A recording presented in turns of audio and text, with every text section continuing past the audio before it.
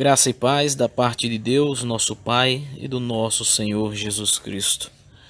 Irmãos, quero convidá-los hoje a meditar na palavra de Deus, que se encontra registrada no Evangelho de João, capítulo de número 8, do verso de número 12 ao 20, e diz assim: De novo lhes falava Jesus, dizendo: Eu sou a luz do mundo.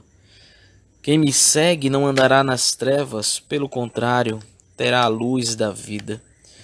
Então lhe objetaram os fariseus: Tu dás testemunho de ti mesmo, logo teu testemunho não é verdadeiro. Respondeu Jesus e disse-lhes: Posto que eu testifico de mim mesmo, o meu testemunho é verdadeiro, porque sei de onde vim e para onde vou. Mas vós não sabeis de onde venho nem para onde vou. Vós julgais segundo a carne, eu a ninguém julgo.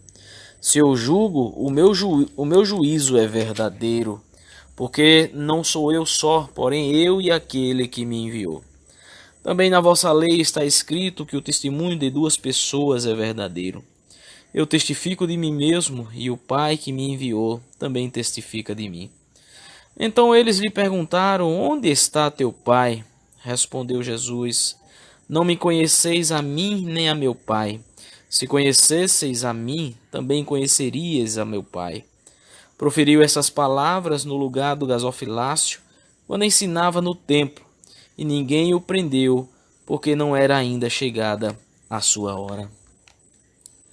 Amados e queridos irmãos, existem muitas coisas que achamos precisar delas. Seja lá o que for que pensemos necessitar nos dias atuais, uma coisa se sobressai de todas as outras. Necessitamos urgentemente de medidas eficazes no combate e controle e até tratamento do coronavírus. De fato, se perguntássemos a todo mundo hoje o que realmente ele precisa, esta com toda certeza seria a resposta. Entretanto, meus irmãos, existe ainda algo muito mais urgente na vida do homem. E é sobre este algo que eu gostaria de refletir juntamente com todos neste momento. Voltando ao texto que nós acabamos de ler, e ainda um pouquinho mais na leitura, nós vemos no capítulo 7, versículo 10, que o Senhor Jesus havia subido secretamente à festa dos tabernáculos, logo após seus irmãos terem subido à mesma festa. A água e a luz eram elementos fundamentais na festa dos tabernáculos. Festa esta que relembrava os 40 anos que os hebreus passaram no deserto. A luz simbolizava a coluna de fogo que guiava o povo durante a noite, e a água a celebração da chegada das chuvas.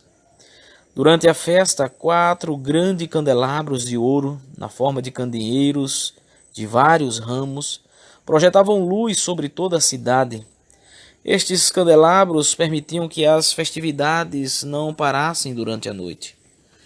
Eram construídas tendas com no mínimo 3 paredes e galhos e palha, de forma que permitisse que os ocupantes pudessem ver o céu, uma lembrança de como o povo de Deus vivia no deserto. Esta festa é celebrada ainda hoje no começo do outono, que coincide justamente com a estação das colheitas de Israel. É também uma das 3 maiores festas celebradas pelo povo judeu, onde o povo peregrinava para o Templo de Salomão.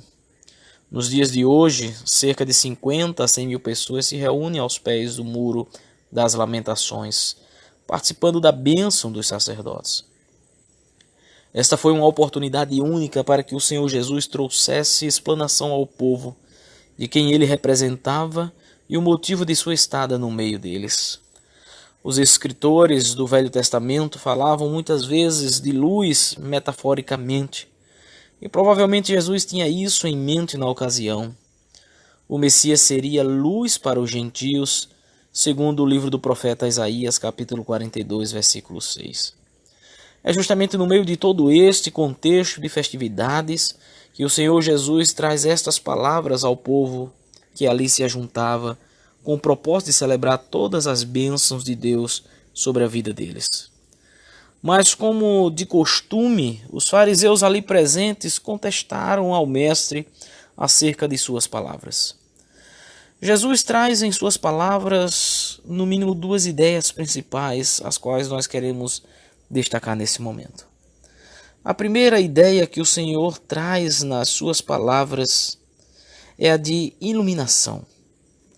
O versículo de número 12 que nós acabamos de ler, ele diz assim: de novo lhes falava Jesus, dizendo: Eu sou a luz do mundo. Quem me segue não andará nas trevas, pelo contrário, terá a luz da vida. Meus amados e queridos irmãos, o Senhor Jesus arroga para si a qualidade de luz do mundo.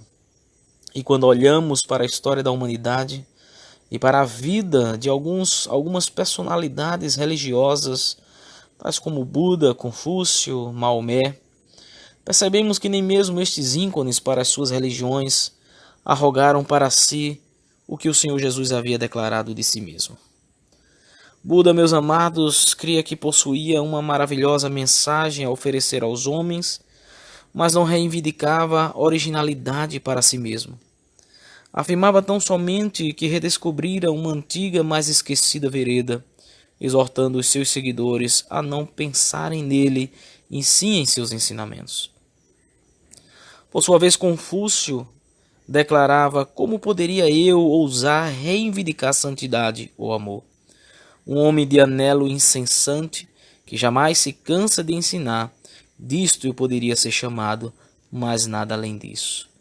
Maomé, embora tivesse demonstrado possuir maior ego do que esses seus antecessores, certa feita declarou por 3 vezes que a menos que Deus lançasse sobre ele a sua capa de misericórdia, não lhe restava esperança alguma.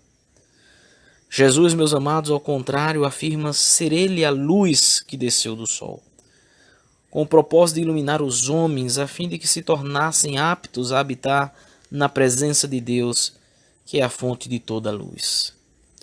O Senhor Jesus declara: Eu sou, e afirma que aquele que o segue não andará em trevas, pelo contrário, terá a luz da vida, em outras palavras, terá a vida eterna.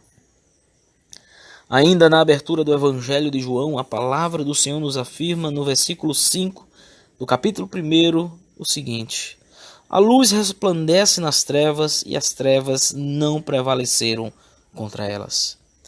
Em outras palavras, meus irmãos, o Senhor Jesus estava dizendo ao povo que veio para banir, de uma vez por todas, as trevas da vida daquele que o seguisse, habilitando-a a habitar eternamente na presença do Deus Altíssimo. Mas, meus amados e queridos irmãos, o Senhor Jesus já havia dito ao povo palavras como estas que proferiu na festa dos tabernáculos. Pois o Senhor havia dito, segundo está registrado no Evangelho de João, capítulo 3, versículo 19, o julgamento é este, que a luz veio ao mundo, e os homens amaram mais as trevas do que a luz, porque as suas obras eram más. As palavras do Senhor Jesus refletem o quanto nós não compreendemos a luz que veio ao mundo. Eu gostaria de trazer, meus amados, uma fábula árabe que diz assim: as mariposas queriam entender sobre a luz, elas desejavam saber o segredo de se sentirem tão fascinadas pela chama de uma vela. O que as deslumbrava, elas queriam saber. Seria a luz ou o calor? Pediram ajuda da mariposa rainha. Depois de meditar sobre o assunto, ela aconselhou que cada uma individualmente procurasse encontrar a resposta. Todas saíram procurando desvendar o segredo do fogo. Passado algum tempo, uma mariposa voltou cega de um olho, afirmando que havia chegado perto demais e que a luminosidade da vela lhe havia ofuscado, e que continuava sem entender os mistérios da luz. Outra voltou com uma asa queimada, reconhecendo que a sua experiência não fora satisfatória. Por séculos as mariposas não entenderam porque a luz lhes extasiava tanto, até que um dia uma voou na direção de uma lamparina com tanta determinação que morreu queimada.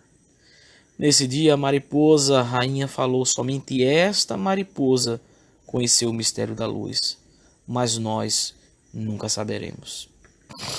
Meus irmãos, podem existir várias interpretações para a moral da história contada por esta fábula. Entretanto, deixando de lado a literalidade dos fatos narrados pela mesma, entendemos que o segredo da luz só pode ser conhecido por aqueles que seguiram para ela. E ainda mais, somente aqueles que voaram determinados a encontrar esta luz é que saberão e conhecerão os seus mistérios. Se há alguma coisa da qual nós precisamos urgentemente, meus irmãos, é conhecer esta maravilhosa luz, que não nos deixa andar em trevas e incertezas, mas nos transporta para a maravilhosa graça de Deus. Como o Senhor Jesus afirmou, aquele que o segue não andará nas trevas, mas terá a vida eterna. Portanto, irmãos, sejamos como aquela mariposa que voou determinada em direção à luz, sem perda de tempo, e morramos literalmente para as trevas, em outras palavras, para nós mesmos, e vivamos para a luz, que é Cristo Jesus. A segunda ideia que o Senhor nos deixa em suas palavras é a ideia de que Ele é o testemunho verdadeiro. Os fariseus que ali se encontravam na festa dos tabernáculos contestavam ao Senhor Jesus acerca da validade de seu testemunho. E a palavra diz que então lhe objetaram os fariseus: tu dás testemunho de ti mesmo, logo o teu testemunho não é verdadeiro. Amados, na época em que foi escrito o Evangelho de João, o Sinédrio, que era o centro da autoridade religiosa dos judeus, já havia sido destruído e o cristianismo precisava preencher esta lacuna deixada com a demonstração do verdadeiro caráter messiânico de Cristo Jesus. Era justamente este caráter messiânico que o Senhor Jesus estava querendo passar ao povo, mas grande foi a objeção encontrada por parte dos fariseus. O Senhor Jesus responde à contestação feita pelos mesmos, dizendo: posto que eu testifico de mim mesmo, o meu testemunho é verdadeiro, porque eu sei de onde vim e para onde vou. Mas vós não sabeis de onde vim, nem para onde vou. Vós julgais segundo a carne, eu a ninguém julgo. De fato, os fariseus e muitos dos que ali se encontravam não compreendiam as palavras do Mestre, nem tampouco a natureza de suas palavras, e por esta razão o Senhor afirmou que eles julgavam segundo a carne. A palavra julgar admite diferentes interpretações, abrangendo testemunhar, condenar e conhecer. Cristo tanto testemunhava como conhecia a Deus. O versículo 17, Cristo fala: também na vossa lei está escrito que o testemunho de duas pessoas é verdadeiro. Eu testifico de mim mesmo, e o Pai que me enviou também testifica de mim. A lei do povo judeu previa que o testemunho de duas pessoas era tido como verdadeiro.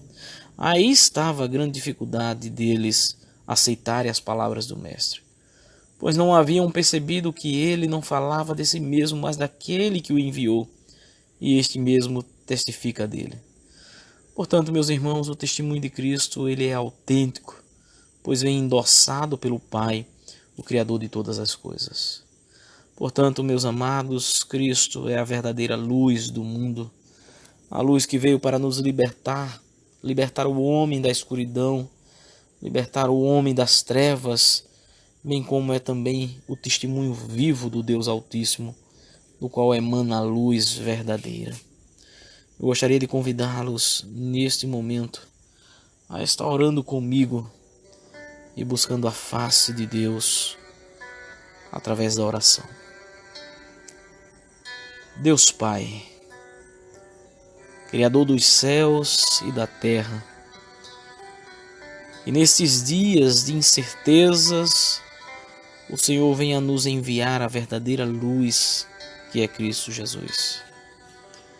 Que esta luz maravilhosa, a qual pode nos resgatar e nos transferir para a vida eterna, ela brilhe em cada um de nós nesse momento. Que todos nós sejamos iluminados pelo Teu Santo Espírito, para que assim possamos nos deixar invadir pela mesma.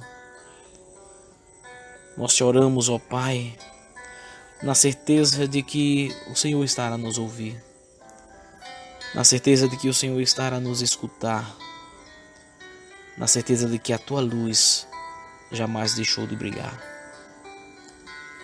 Vem nos socorrer, vem nos fortalecer, vem nos fazer conhecer, ó Deus, de perto, esta luz maravilhosa. Esta é a nossa oração, a oração que nós fazemos em nome de Cristo Jesus, aquele que é a luz do mundo, como mesmo declarou, Ego eimi to phos tu cosmos, eu sou a luz do mundo. É no nome de Cristo que nós te oramos e agradecemos. Amém.